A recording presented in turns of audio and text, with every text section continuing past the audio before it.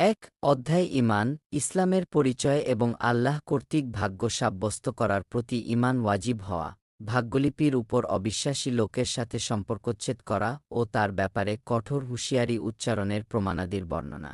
অত্র গ্রন্থের সংকলক ইমাম আবুল হুসাইন মুসলিম ইবনুল হাজ্জাজ রহমাতুল্লাহি আলাইহি বলেন, আমরা এ কিতাব আল্লাহর সাহায্যে শুরু করছি এবং তাকেই যথেষ্ট মতে করছি।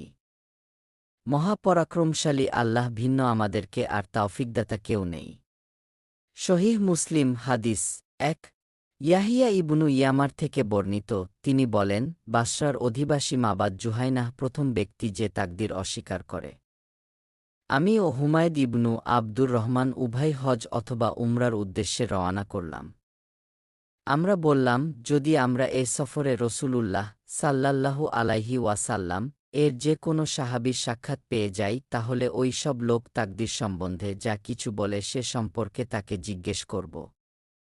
সৌভাগ্যক্রমে আমরা আবদুল্লাহ ইবনু উমর রাদিয়াল্লাহু আনহু এর মসজিদে ঢুকার পথে পেয়ে গেলাম। আমি ও আমার সাথী তাকে এমনভাবে ঘিরে নিলাম যে আমাদের একজন তার ডান এবং অপরজন তার বামে থাকলাম।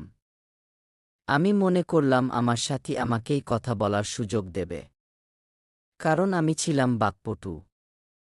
আমি বললাম, হে আবু আব্দুর রহমান, আমাদের এলাকায় এমন কিছু লোকের আবির্ভাব ঘটেছে, তারা একদিকে কুরআন পাঠ করে অপরদিকে জ্ঞানের অন্বেষণও করে। ইয়াহিয়া তাদের কিছু গুণাবলীর কথাও উল্লেখ করলেন। তাদের ধারণা, বক্তব্য হচ্ছে তাকদির বলতে কিছু নেই এবং প্রত্যেক কাজ অকস্মাৎ সংঘটিত হয়। ইবনু উমর রাদিয়াল্লাহু আনহু বললেন, কি যখন তুমি এদের সাথে সাক্ষাৎ করবে তখন তাদেরকে জানিয়ে দাও যে তাদের সাথে আমার কোনো সম্পর্ক নেই, আর আমার সাথেও তাদের কোনো সম্পর্ক নেই। আবদুল্লাহ ইবনু উমর রাদিয়াল্লাহু আনহু আল্লাহর নামে শপথ করে বললেন, এদের কারো কাছে যদি উহুদ পাহাড় পরিমাণ স্বর্ণ থাকে এবং তা দান খেরাত করে দেয় তবে আল্লাহ তার এ দান গ্রহণ করবেন না যতক্ষণ পর্যন্ত সে তাকদিরের উপর ঈমান না আনবে। অতঃপর তিনি বললেন, আমার পিতা উমর ইবনুল খাত্তাব রাদিয়াল্লাহু আনহু আমার কাছে বর্ণনা করেছেন। তিনি বলেন, একদা আমরা রসূলুল্লাহ সাল্লাল্লাহু আলাইহি ওয়াসাল্লাম এর নিকট উপস্থিত ছিলাম। এমন সময় এক ব্যক্তি আমাদের সামনে আবির্ভূত হল। তার পরনের কাপড় চোপড় ছিল ধবধবে সাদা এবং মাথার চুলগুলো ছিল মিশমিশে কালো। সফর করে আসার কোনো চিহ্নও তার মধ্যে দেখা যায়নি। আমাদের কেউই তাকে চিনেও না। অবশেষে সে নবী সাল্লাল্লাহু আলাইহি ওয়াসাল্লাম এর সামনে বসল। সে তার হাঁটু দয় নবী সাল্লাল্লাহু আলাইহি ওয়াসাল্লাম এর হাঁটু দয়ের সাথে মিলিয়ে দিল এবং দুই হাতের তালু তার অথবা নিজের উরুর উপর রাখল এবং বলল, হে মুহাম্মদ সাল্লাল্লাহু আলাইহি ওয়াসাল্লাম, আমাকে ইসলাম সম্বন্ধে বলুন। রসূলুল্লাহ সাল্লাল্লাহু আলাইহি ওয়াসাল্লাম বললেন, ইসলাম হচ্ছে এই, তুমি সাক্ষ্য দিবে যে আল্লাহ ছাড়া প্রকৃতপক্ষে কোনো ইলাহ মাবুদ নেই এবং মুহাম্মদ সাল্লাল্লাহু আলাইহি ওয়াসাল্লাম আল্লাহর রসূল। সালাত কায়েম করবে, জাকাত আদায় করবে, রমজানের শাওম পালন করবে এবং যদি পথ অতিক্রম করার সামর্থ্য হয় তখন বাইতুল্লাহর হজ করবে। সে বলল, আপনি সত্যই বলেছেন। বর্ণনাকারী উমর রাদিয়াল্লাহু আনহু বলেন, আমরা তার কথা শুনে আশ্চর্যান্বিত হলাম। কেননা সে অজ্ঞের ন্যায় প্রশ্ন করছে আর বিজ্ঞের ন্যায় সমর্থন করছে। এরপর সে বলল, আমাকে ঈমান সম্পর্কে বলুন। রসূলুল্লাহ সাল্লাল্লাহু আলাইহি ওয়াসাল্লাম বললেন, ঈমান এই যে তুমি আল্লাহ, তার ফেরেশতাকুল, তার কিতাবসমূহ, তার প্রেরিত নবীগণ ও শেষ দিনের উপর ঈমান রাখবে এবং তুমি তাকদীর ও এর ভালো ও মন্দের প্রতিও ঈমান রাখবে। সে বলল, আপনি সত্যই বলেছেন। এবার সে বলল, আমাকে ইনসান সম্পর্কে বলুন। রসূলুল্লাহ সাল্লাল্লাহু আলাইহি ওয়াসাল্লাম বললেন, ইহসান এই যে তুমি এমনভাবে আল্লাহর ইবাদাত করবে যেন তাকে দেখছ, যদি তাকে না দেখো তাহলে তিনি তোমাকে দেখছেন বলে অনুভব করবে। এবার সে জিজ্ঞেস করল, আমাকে কিয়ামত সম্বন্ধে বলুন। রসূলুল্লাহ সাল্লাল্লাহু আলাইহি ওয়াসাল্লাম বললেন, এ ব্যাপারে জিজ্ঞাসাকারীর চেয়ে জিজ্ঞাসিত ব্যক্তি বেশি কিছু জানে না। অতঃপর সে বলল, তাহলে আমাকে এর কিছু নিদর্শন বলুন। তিনি বললেন, দাসী তার মনিবকে প্রসব করবে এবং এককালের নগ্নপদ, বস্ত্রহীন, দরিদ্র, বকরীর রাখালদের বড় দালান কোঠা নির্মাণের প্রতিযোগিতায় গর্বহংকারে মত্ত দেখতে পাবে। বর্ণনাকারী উমর রাদিয়াল্লাহু আনহু বলেন, এরপর লোকটি চলে গেল। আমি বেশ কিছুক্ষণ অপেক্ষা করলাম। তারপর রসূলুল্লাহ সাল্লাল্লাহু আলাইহি ওয়াসাল্লাম আমাকে বললেন, হে উমর, তুমি জানো এ প্রশ্নকারী কে? আমি আরজ করলাম, আল্লাহ ও তার রসূলই অধিজ্ঞাত আছেন। রসূলুল্লাহ সাল্লাল্লাহু আলাইহি ওয়াসাল্লাম বললেন, তিনি জিবরাইল। তোমাদের কাছে তিনি তোমাদের দ্বীন শিক্ষা দিতে এসেছিলেন। সহিহ মুসলিম হাদিস 2। ইয়াহিয়া ইবনু ইয়ামার রাদিয়াল্লাহু আনহু থেকে বর্ণিত, তিনি বলেন, মাবাদ আল জুহানি তাকদীর সম্পর্কে তার মতো ব্যক্ত করলে আমরা তা অস্বীকার করি। তিনি ইয়াহিয়া ইবনু ইয়ামার বলেন, আমি ও হুমায়দ ইবনু আব্দুর রহমান আল হিয়ারি হজ পালন করতে গিয়েছিলাম।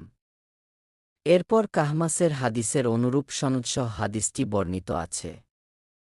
তবে এ বর্ণনায় কিছু বেশ কম রয়েছে। সহিহ মুসলিম হাদিস 3-4।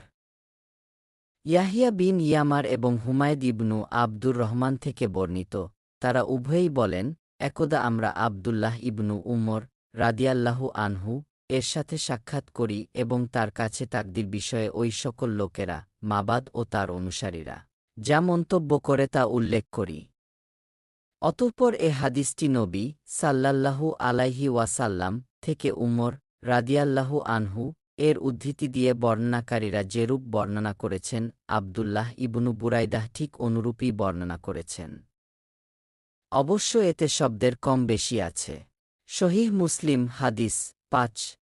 আবু হুরায়রাহ রাদিয়াল্লাহু আনহু থেকে বর্ণিত, তিনি বলেন, একদা রসূলুল্লাহ সাল্লাল্লাহু আলাইহি ওয়াসাল্লাম লোকেদের নিয়ে বসেছিলেন। এমন সময় একজন লোক এসে তাকে জিজ্ঞেস করল, হে আল্লাহর রসূল, ঈমান কি? তিনি বললেন, ঈমান এই যে তুমি আল্লাহ, তার ফেরেশতাকুল, তার নাজিলকৃত কিতাব, আখিরাত, তার সাথে সাক্ষাৎ ও তার রসূলগণের প্রতি ঈমান রাখবে এবং পুনরুত্থান দিবসের উপরও ঈমান আনবে। লোকটি আবার জিজ্ঞেস করল, হে আল্লাহর রসূল, ইসলাম কি? তিনি বললেন, ইসলাম এই যে তুমি আল্লাহর ইবাদত করতে থাকবে, কিন্তু তার সাথে কাউকে শরিক করবে না, ফরজকৃত সালাত কায়েম করবে, নির্ধারিত ফরজ জাকাত আদায় করবে এবং রমজানের শাওম পালন করবে। সে আবার জিজ্ঞেস করল, হে আল্লাহর রসূল, ইহসান কি? তিনি বললেন, তুমি এমনভাবে আল্লাহর ইবাদত করবে যেন তাকে দেখছ, যদি তাকে না দেখো তাহলে তিনি তোমাকে দেখছেন বলে অনুভব করবে। সে পুনরায় জিজ্ঞেস করল, হে আল্লাহ রসূল, কিয়ামত কখন হবে?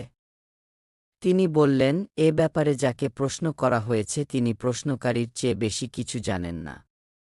তবে আমি তোমাকে তার কিয়ামতের কিছু নিদর্শন বলে দিচ্ছি। যখন দাসী তার মনিবকে প্রসব করবে এটা তার নিদর্শনসমূহের মধ্যে একটি।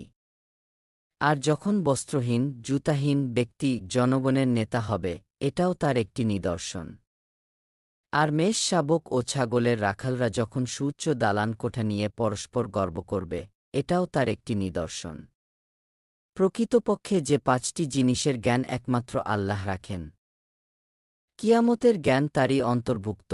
অতঃপর নবী সাল্লাল্লাহু আলাইহি ওয়াসাল্লাম নিম্নবর্ণিত আয়াত তিলাওয়াত করলেন, আল্লাহর নিকটই কিয়ামতের জ্ঞান রয়েছে, আর তিনিই বৃষ্টি বর্ষণ করেন এবং মাটিগর্ভে কি আছে তা তিনিই জানেন। কোনো প্রাণী আগামীকাল কি উপার্জন করবে তা জানে না এবং কোনো জমিনে সে মৃত্যুবরণ করবে তাও জানে না। বস্তুত আল্লাহই সব জানেন এবং তিনি সব বিষয়ে অবক্ত। সূরা লুকমান সূরা 31 আয়াত 34। বর্ণনাকারী বলেন, এরপর লোকটি চলে গেল। রসূলুল্লাহ সাল্লাল্লাহু আলাইহি ওয়াসাল্লাম বললেন, লোকটিকে আমার নিকট ফিরিয়ে আনো। তারা তাকে ফিরিয়ে আনার জন্য গেলেন, কিন্তু কাউকে পেলেন না। তারপর রসূলুল্লাহ সাল্লাল্লাহু আলাইহি ওয়াসাল্লাম বললেন, ইনি জিবরাইল, আলাইহিস সালাম লোকেদের দিন শিক্ষা দেয়ার জন্য এসেছেন।